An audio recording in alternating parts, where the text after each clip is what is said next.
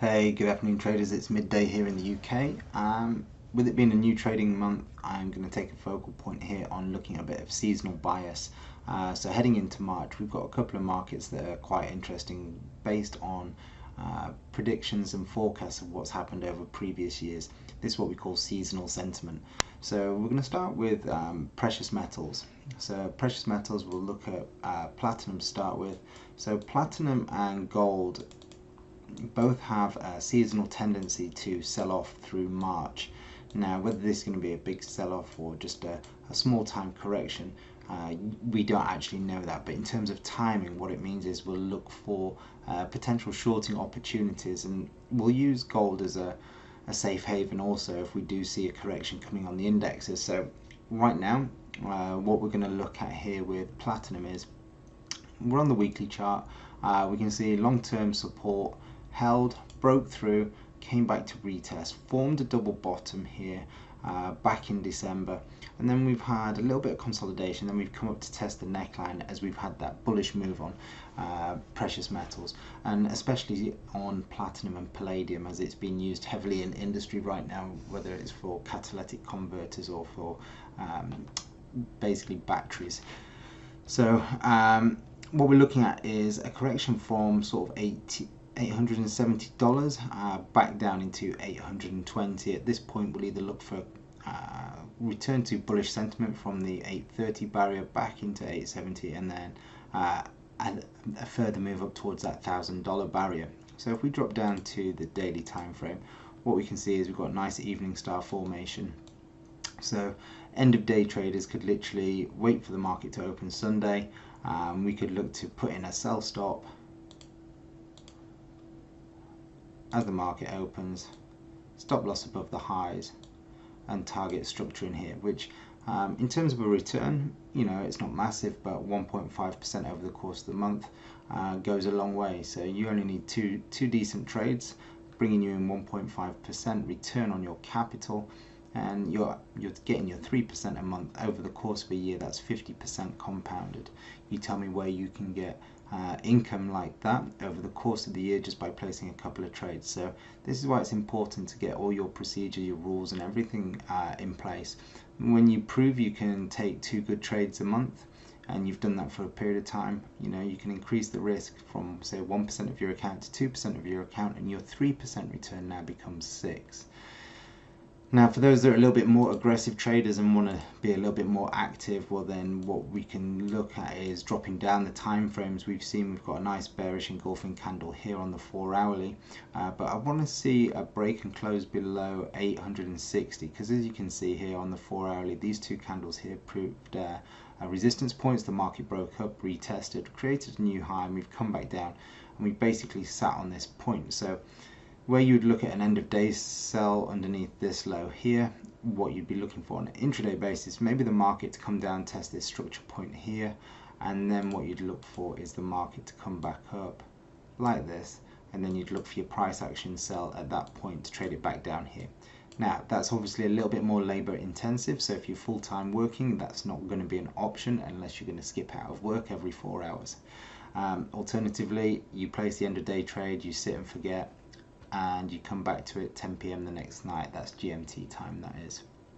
So that's looking at platinum. If we come over to gold, we'll go up to time frames again. So let's just zoom out so you can see the bigger picture.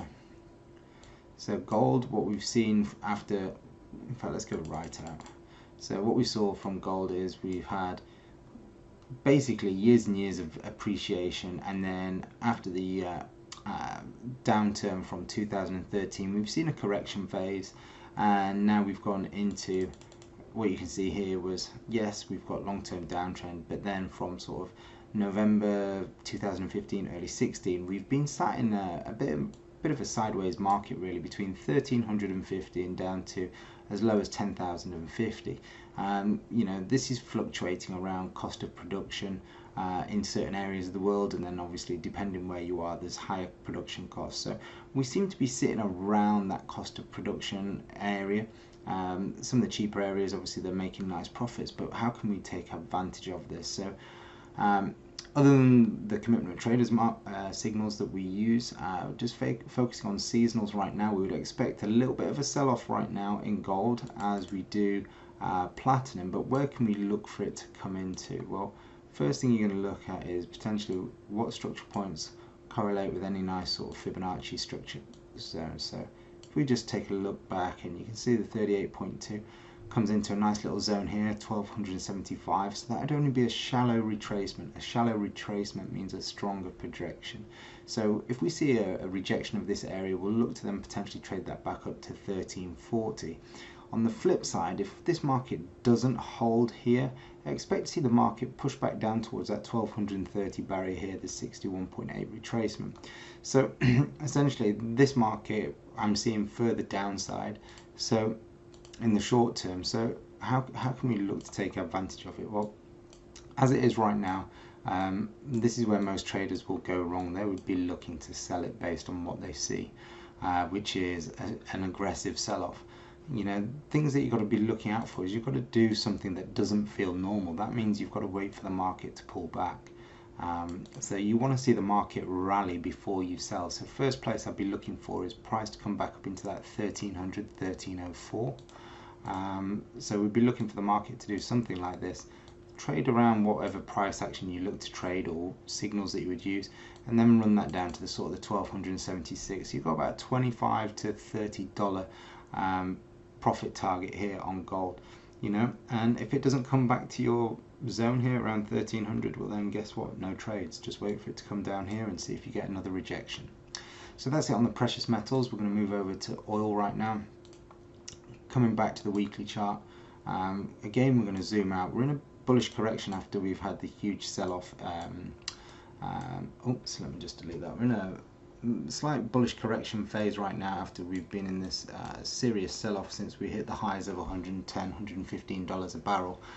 So what have we got? We've got this bullish correction wave coming in. We've got a seasonal bias right now. So as I look at the 2 weekly candles, I would expect a sell-off in oil initially, and the seasonal pattern generally does that. It sells off through the first sort of week, 2 weeks of March, and then we look for that correction long. So again, what I'm going to do here is I'm going to have a look, see if we get any correlation with our Fibonacci levels, and you can see the 61.8 comes in really nicely with these structure lows here. So essentially the first thing I'm going to look for is price to come down into the 61.8. I won't be selling this into this zone. I'll just be looking for buy signals, and then we'll be looking at taking money off around the $60 barrier first, and then, you know, anywhere in around the 127s extension. So that'll be our sort of plan with oil.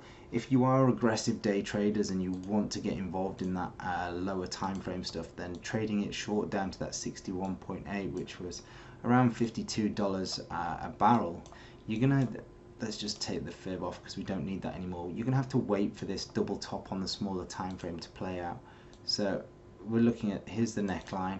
If that is your head to the neck, then we can expect that movement back down at least, and you can see it pretty much nearly comes into structure. So this is if I'm an intraday trader, this is going to be my target zone. We've already mentioned we're looking to buy at 52. So intraday traders, if you want to be aggressive, your route in here is let the market break down, come back, here's your retest, you short that into $52, and then you stop and reverse and look for your longs to go with seasonal bias. So I'd say that's pretty straightforward trading. Hope that makes sense to you guys. If you are looking for some sort of education, know how to stay in the loop with all this kind of analysis and stay on top of it, not just on an end of day basis, but throughout the day. We do have a signal group. We also have educational webinars where we're live trading six times throughout the week. That's 3 morning sessions, 3 evening sessions. So we do cater for all types of traders. You know, whether you're a novice trader or whether you're an experienced trader, it's all about getting that process in place and keeping your mindset, you know, not getting too carried away, overconfident, and not being afraid of taking a trade. So other markets that are interesting through March, generally we've got a seasonal bias to be buying sterling and Kiwi. The other market that we do have a seasonal bias to be buying is Canadian dollar, but I'm going to sit on the sidelines with Canadian dollar this month just because of the recent poor data that's come out. So I'm going to wait till we get some serious extremes before I start to look to buy Canadian dollar. But let's take a look at cable and opportunities that may present themselves here. So let's just bring that back. Okay, so we're going to go up to the higher time frame again. So if we look at cable, we can see how the market came up into the 133 area, rejected it, we've got a nice close below. You can see it's come back down to these points here where the market rejected previously. However, if we look at the way this market moved, it created a low, lower high, lower low. Basically a lower high again, but a higher low this time, and now we've broken, creating a new higher high. The difference is we've not closed above the neckline, so in theory you've got basically an inverted head and shoulders forming here, and we're looking for that close above 133, and if we get that, then we should see upside to at least 138 and then potentially 143. With the fundamentals around Brexit at the minute right now, you know, initially most people were very scaremongered of sterling, but now with a no deal off the table, it's looking like the sentiment is very much so positive. However, we could see short-term sellers come into the market, and if they fail to capitalize, then that's where we should see the buy signals come in, and where we can potentially look to take advantage of the seasonal bull run that comes right in sort of mid-March right the way through until May. So what I'll be looking for is price to come down to 131, somewhere in this area, 131 to 130.50. You can see my alert in here, so we're looking for the market to come down, we'll be looking for our signals to go long, and then any solid close above 133, we'll be using those zones to get long again. Now that signal we're probably going to see similar across multiple pound pairs. So if we look at pound Aussie, we've got no sort of sentiment here for Aussie strength at the minute, but where we see potential pound sell-off into 184 basically, and then we can look for long signals if pound's going to get that next sort of leg of momentum up. So if you are an aggressive intraday trader, you can look to sell this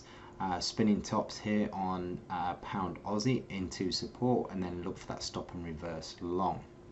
The other market that I told you about is Kiwi, that we're very interested in looking for those seasonal buys. So we've got two sort of zones that are very interesting. Now the seasonal buy usually comes in Kiwi second week, so that'll be sort of the start of next week really, because this is our first full week trading of March. So expect to see price come down to 6,700, and the question is, are we going to break 6,700 or are we going to head down to 64? Personally, 64 may be a bit of a large ask, but I'll be looking for rejections at 6,700, and at 6,700, you know, that's roughly about 100 pips lower from where we are right now. So I'm not going to look for the short on this like cable. Reason being, this chart's quite messy. If you look, you can see how the market is just basically moving sideways. There's no real trend, whereas at least with sterling we've seen trend to the upside, especially on the smaller time frames. When I say small, I'm talking daily and 4 hourly. Here you look at the daily, there's just literally no trend, so I'll be waiting for the lower part of this range to be tested. 67.30 down to 6,700. We'll be looking for those Kiwi buys to come in, trade that up to 69. If we can break through 69.50, then we've got a nice sort of next leg up from there. Also does provide us a decent opportunity on Aussie Kiwi. Now this one's a bit strange in the sense that we're at a major sort of extreme level right now, down towards the 104s, 103s. Now if we move right across here back to 2015, again this is through the seasonal Kiwi bias, so this is where we expect the Kiwi bulls to come in. You see it pushed it through this major level and came down, so the question is, are we going to repeat that same sort of scenario here? And if we do, then expect to see Aussie Kiwi shorts from 103.80 to 104, right down towards the parity level, and then this will be a great buying opportunity as that Kiwi bull run comes to an end. Okay, so that's it from me, Mark Owen, the founder of Trade and Train.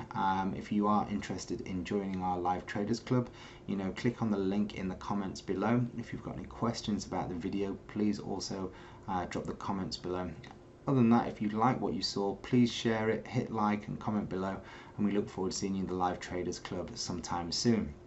If you don't want to commit to any fees, we do have a free Telegram channel. I'll also put the link in the comments below. Okay guys, have a great weekend and we'll see you soon.